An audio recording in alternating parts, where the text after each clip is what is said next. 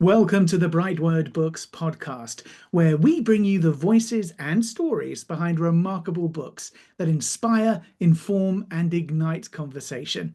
In today's episode, we're honoured to feature author Gleen Shepard and his moving biography, An Artist's Victory Over Parkinson's, the Barclay Sheaks Miracle. So, this inspiring book takes us on a profound journey through the life and legacy of artist Barclay Sheaks. Glenn first met Sheaks in ninth grade, where their bond over art, hunting, and fishing blossomed into a lifelong friendship. Years later, Shepard chronicles not just Sheaks' artistry, but his courage as he faced the debilitating effects of Parkinson's disease. Now, against all odds, in the final months of his life, Sheaks experienced a miraculous burst of creativity, producing a stunning collection of paintings that reflected both resilience and joy. His story is a testament to the human spirit, proving that even in the face of life's most difficult challenges, passion and purpose can prevail. So settle in as we explore Gleen Shepard's heartfelt tribute to his dear friend, an artist who truly triumphed over adversity. So Glenn, it's lovely to meet you. How are you doing today? Oh, it's so good to be here. So good to be here. Talking Oh, across the waters. yeah, exactly. Across the world, it's summer. What can we say? It's Yeah, good. it's a beautiful time. It's a beautiful life. See, now that is a good way to look at things, I've got to say. So, in that case, then, Glenn, take us back to when you first met Barclay Sheaks in what, ninth grade? What was it about him that left such a lasting impression on you? Well, I was a young ninth grader, just learning about life. But he was new to the area. He was raised in the western part of Virginia, and he recently graduated from college in the post-World War II recession. He took the only job available in the state at the time, which was here in Newport News, Virginia. And this was far away from the hunting and fishing he loved, and he felt out of place in the area. There were no mountains to paint and no Shenandoah River for his hunting and fishing. And he recognized my inherited talent for art as well as my knowledge of the local hunting and fishing. So my art teacher leaned on me to teach him about the local waters and wildlife. Oh, that's amazing. You mentioned the Shenandoah River. Of course, that's quite famous, isn't it? I can't remember the song now that it's in. But yeah, obviously he left that behind, right? So at what moment did you realize that Barclay was more than just a teacher, but someone who, I don't know, would become a lifelong friend and mentor? Well, through our hunting and fishing, we bonded together, and our friendship continued through my 17 years of college, med school, surgical and plastic surgery residency, and military service. Yeah. And during that time, he gifted me with patience for the graduations and my wedding. And this spurred my interest in art so much that I became a collector of American art. And when I returned to Newport News to practice plastic surgery, we picked up there where we left off during high school, regularly hunting and fishing together. I bought lots of his paintings. I was his best patron. I filled my offices with his paintings. Oh, are these paintings that we can see behind you there? Uh, yeah, they're all his. Everything in this house is. Oh, right. Fantastic. Well, that's nice to see behind you. That's brilliant. Wow, that's incredible. So, I mean, your career is quite long, obviously, and varied as well. I didn't realize you were an MD, so that's cool. And also a plastic surgeon as well. You've seen some things, I think, in your life. So, what inspired you then to write this book now? And what do you hope readers will take away from Barclay's story? Well, this is a true miracle that occurred. I'm a physician, and physicians' primary goal is to help people. Hmm. Barclay's art deteriorated badly with Parkinson's, and then abruptly he regained all of his artistic skills that made him one of the world's premier artists. I wanted this book for a twofold purpose. The first is as an inspiration to Parkinson's victims and their families to bring them hope that they might regain some of their former abilities. And the second goal was physicians, psychologists, researchers, and even for everyday people as well, to piece together these divergent reactions in one patient to the several psychological stimuli presented in this book, and perhaps uncover some solutions to the devastating effects of this terrible disease and how he recovered. Mm. It's yeah, incredible, isn't it? And it's so very sad, as you say, the disease. I mean, how did Barclay's passion for art kind of evolve alongside his struggles with Parkinson's? One of his drives in life was to make money from the sale of art, and Mm. he was a genius at this, and that drive never died. He used a number of gimmicks in achieving these goals. One was taking black and white prints that sold for $15 and splashing them with color to push the price to $175. Another of his gimmicks was before an art show to paint a dozen pictures of one scene of a boat in a harbor, and at the show paint the name of the patient, the person's buyer or girl, wife or girlfriend on the boat, and this sold a lot of pictures and made a lot of its money. And the disease process never changed this. Mm. His financial goal was to sell, and another gimmick was that he learned what people wanted to buy. And in fact, in his last month, after painting a magnificent Queen Anne's lace for his wife, I asked a simple question: have you ever put a butterfly in one of your Queen Anne's laces? He answered, but never, and answered by going to a studio and painting a picture. And the next time I came there, he had for my purchase another Queen Anne's lace, but this time with a monarch butterfly. I mean, this was serious. He'd never painted a monarch butterfly before, but my query about the monarch butterfly, he knew that this was a sale upcoming, and I bought all of his pictures this time. Mm. That he painted me the monarch butterfly, and I titled this "The King of Queens." And this painting will be the centerfold of my upcoming complete biography of Barclay Sheaks. Mm. Oh, that's amazing, isn't it? So, for those of us who don't really know, what's a Queen Anne's lace? Queen Anne's lace is a local flower that I'd always known from a child on up was just a chickerweed. It's a big, beautiful flower with a tall stalks and filled with these little red bugs that we call chiggers. And they get on you and they just itch, itch, itch. They're terrible things. So they were terrible. They were weed until Barclay came, and this became one of his themes, the Queen Anne's lace, and he painted hundreds of them, and people love them. And I've got 20 Queen Anne's lace pictures in my home.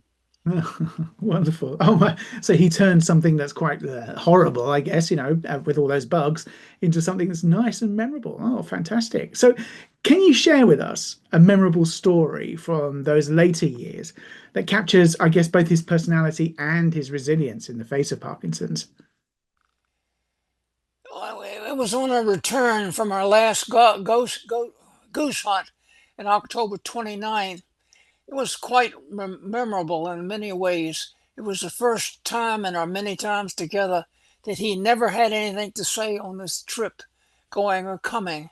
He was deep in thought about something, but as we approached a motel before reaching the Chesapeake Bay tunnel, he said, "Stop, stop." He got out of the car and ran to a motel, and I followed him, and he pointed out four old beach chairs that were partially covered in the sand. I recalled an earlier series that he titled Silent Watchers that he painted there, and he repeated the same story that he told me those years ago of people that sat there recalling their thoughts of departed friends and families, their regrets of the past, their failed dreams and personal failures. I wondered if these paintings mirrored his own regrets of the past, that he never in our long relationship ever hinted at any problems or failures at all in his life.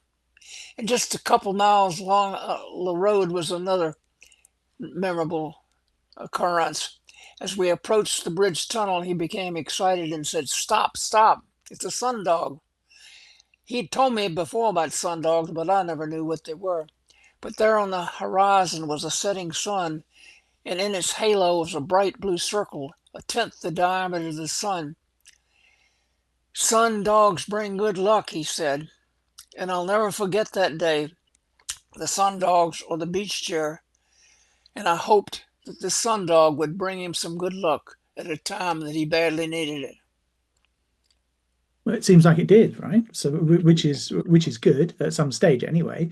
Sundog, I'm going to remember that one. I like that. So, moving on from there, then, what was Barclay's mindset like when Parkinson started to, well, I guess, affect his ability to create? Well, I talked to his wife about this and I thought myself about this subject. If he ever had a problem in his life, he never told me about it. And it was the same throughout his latter years. His mood was always pleasant. In talking to his wife, there were never any expressions of fears, anxiety, or concern about his disease. It was as if nothing ever happened. And throughout the illness, he spent most of his time standing at his easel, often for hours at a time. He took breaks to sit on his couch in thoughts. What were his thoughts? His wife went through her conversations with him and believed all of his thoughts centered on his patients, on his paintings, which he took sometimes more than a week to paint, and he never spoke of any concern about his disease. Amazing, isn't it? I mean, so what happened then? I mean, he was obviously okay, I guess, and then it was a sort of decline into Parkinson's. And your book talks about a miraculous burst of productivity in early 2010. I mean, what do you think sparked this creative surge rather, despite, obviously his declining health? That was the miracle. I mean, a real miracle. Hmm. In early December, he was painting some awful paintings, and I was buying them all and telling him how great they were. He had a painting for my purchase, so I drove up and he showed me with the enthusiasm of a child a perfectly awful painting, even worse than the bad ones he previously painted.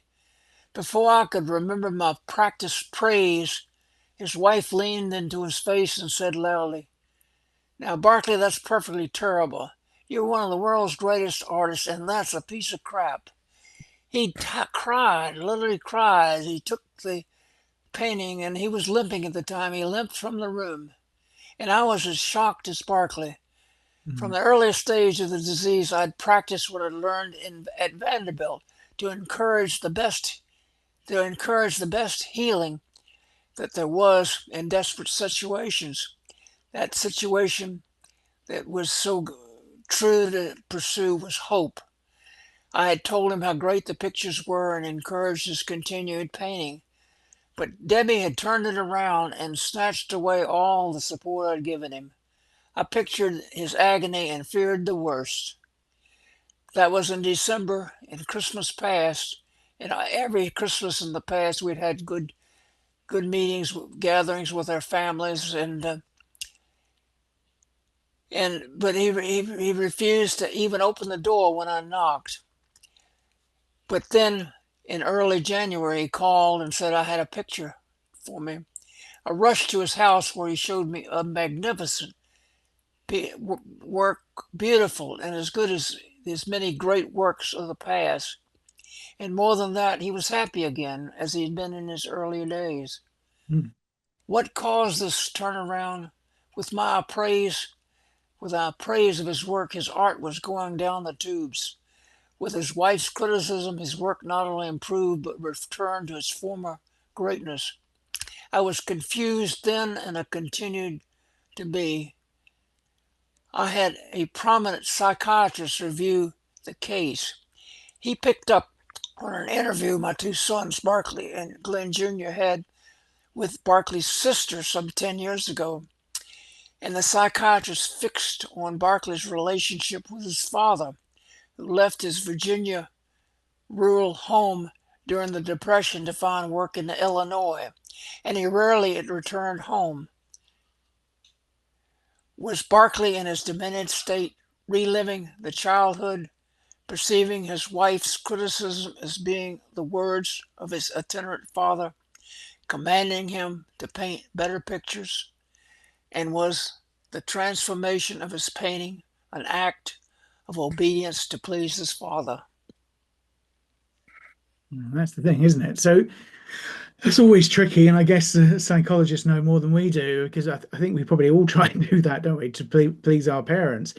But going back to Barclay's art, I mean, how would you describe the art that he created during this miraculous period compared to his earlier work, say before everything sort of kicked in as far as Parkinson's is concerned? Well, all of his paintings in that period, and there were 8 of them, all of his paintings were the quality of the work during his finest years. There are 2 exceptions in the qualities of his painting. The first is the frames.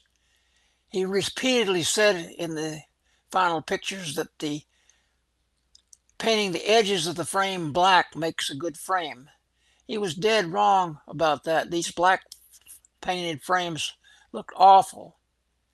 And one of the standout features of all of his good works in the past was the care he took in building an appropriate frame that fit each picture.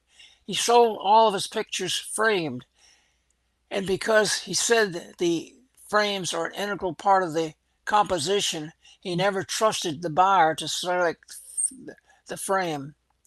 And there was a second problem. Besides his ability to make these delicate brush strokes to paint the Queen Anne's lace and even the hinges on a barn door, he was unable to sign any of the pictures without the assistance of his wife. When he lifted his brush to sign a painting, his hands shook so badly that it took all his wife's strength to guide his hands on the signature. And it was so difficult that he had to touch up each signature herself and on one to do the entire signature. So that's interesting. So an automatic response, is this how it works then? Because painting was a natural response for his brain, or a natural thing for his brain to do, rather than I guess a created signature which a different part of the brain had to think about. I don't know. Is that what was happening there? I don't know, and that's why I'm writing this book. I was running the original biography, which will take probably another 2 years to go. But, this preys so heavily on my mind. And I want answers. I like to put this before other people. I don't know the answers to these questions. I mean, divergent psychological problems hit him all at once. How can we put all this together? So, that's why I'm writing this book, to put it out there. Maybe it'll help some people, but how it's going to help people, I'm looking for other people to tell, what the resolution is due to. Yeah. So it's interesting to see what happens. Yeah, well, I'll look forward to hearing about that. Automatic responses, I guess. But anyway, so back to you then. What was it like for you personally to witness this return of creativity and the joy that he had as well? It must have been really harsh, because you must have thought, this is a time-limited event kind of thing. It was just terrible, living with him. We'd been close friends, We visited every week, and we did things together, and we did a lot of hunting together. And then to see his art go back so poorly, and then it was exhilarating to me that he was so satisfied with himself. His always happy mood returned, and for a few weeks he was Barclay Sheaks again. But other medical problems unfortunately developed. A low-grade bladder cancer developed, with bleeding from his bladder and his hemoglobin dropping from 12 to 5. There was treatment available, either for a cure or at least to prolong life, but none were offered to him. His doctor told him that he had 3 to 6 weeks to live. I'd hate to think this, but like the psychiatrist implied, did he transfer the father figure image, as he had done earlier to Debbie, to the doctor? And did he dutifully die in 4 weeks to please a command of his father? This continually disturbs me, both as a friend and a physician. And with his strong will in regaining his very difficult and precise skills of painting, I feel he had the ability to reverse his other signs of Parkinson's. But treatment to extend his life was never offered. Like Michael J. Fox, another strong-willed man who fought Parkinson's to a stalemate, Sheaks and Fox represent the only true Parkinson's miracle that I've discovered in my reviews of the medical literature. Yeah. Wow, that's amazing. Yeah, what a thought. That's something to consider, isn't it? I mean, Barclay, he completed his final painting just days before he passed. I mean, what significance does that piece hold for you? It must really pull your heartstrings. The last painting, it was a very, very important painting. The Mm, last picture he painted and he gave to his wife, he titled The Barn. Many years ago, I commented on the feel-good impression given me by the foreground of one of his paintings, and I recall how he corrected me, saying that he uses the larger background to create emotions. That larger background creates the entirety of the composition through which he can control the viewer's perception. I viewed that picture many times thinking that in that picture he was telling me something, and now I vividly see that these background trees in that final picture were veiled by a mournful sky that sadly look on the premature departure of an artist whose mind was still filled with the themes and ideas that will bring happiness to all who enjoy art. mm. And just stop from doing that. Yeah. Well, I mean, what do you believe then that Barclay's story and all his experiences teach us about resilience and finding purpose, even in the face of illness like this? Well, in the beginning, in his early days of teaching, he made the meager salary of $1,400 and picked up $50 for ushering at the theater and going to football games and being the usher there and taking on every side job at Warwick High School that paid. And there were frequent weekend art shows in which he took many pictures, staying up many nights all the time to create a lot of paintings for sale. And he learned the best art markets were in the beaches in the Northeast, in New Jersey and New York, where he could double his prices. At these art shows, and he told me many times, he studied people. He studied what they wanted to buy, and he studied what the judges wanted to award prizes for. And he complied with this, and in his learning, he learned his style of painting. He learned how to present his paintings to the judges so they would award its first prize. And asked in that final picture when he'd painted that magnificent Queen Anne's lace, I asked him, had he ever painted a butterfly? And he complied by the next week having a butterfly on the Queen Anne's lace for my purchase. Mm. Mhm. So, I mean, yeah, quite a canny person, as we would say, someone who's quite smart and market aware, which is really good, isn't it? I mean, how do you think his work and his spirit continue to inspire other artists and people struggling with health challenges? I'd like to say yes to that question, but there are different Mm, times that are currently upon us. Few people have experienced the economic hardships as he did in the post-World War II economy. And in the review of the psychiatrist Dr. Chesson, the emotional trauma of his father deserting them when he was a child may have played a big role for the father figure to be positively in command of the errant son to correct his ways. One of these reasons I pushed for the early publication was to bring this case history and the known variables to the attention of not just the medical and psychology researchers, but also to the people to study and to determine what created this. And I so, hope that this remarkable turnaround gives people a ray of hope. And Barclay Sheaks' strong story of will and determination will play in the role of recovery. mm. Well, exactly. I think this is it. And, to be fair, your closeness must have been quite difficult to write about, write his biography because, you're so involved with the subject. So, I mean, was that challenging in any way in writing this? No, I was comfortable with Barclay throughout. It was always pleasant, always good with the lens.